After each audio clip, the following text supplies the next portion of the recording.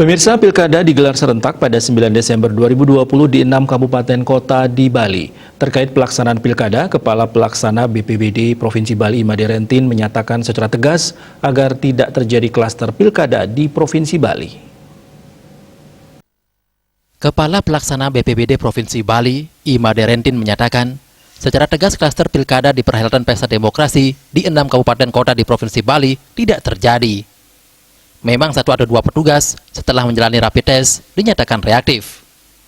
Setelah dilakukan swab berbasis PCR, ada petugas yang hasilnya terkonfirmasi positif COVID-19. Namun hal ini tidak serta-merta menghakimi bila klaster Pilkada terjadi di Provinsi Bali.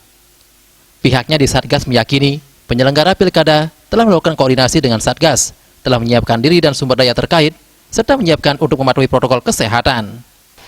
Saya harus tegas mengatakan klaster Pilkada di perhelatan Pesta Demokrasi di 6 kabupaten kota di Provinsi Bali tidak terjadi. Memang 1-2 petugas kita ada yang ditemukan reaktif hasil rapidnya, kemudian oleh Protap penanganan COVID-19 dilanjutkan dengan pengambilan swab berbasis PCR.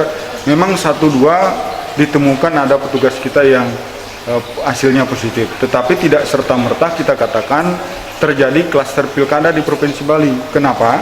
Karena kami di Satgas meyakini beberapa kali teman-teman kami dari penyelenggara Pilkada telah berkoordinasi dengan kami, bahkan kami dari Satgas sering berkolaborasi dan bersinergi dengan teman-teman penyelenggara baik KPU maupun Bawaslu.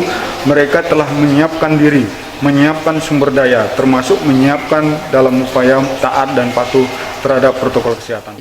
Pada 9 Desember esok saat Pilkada sedang berlangsung, sekurang-kurangnya terdapat 15 hal baru yang didorong oleh penyelenggara pemilu. Agung Ria dan Risma, Bali TV.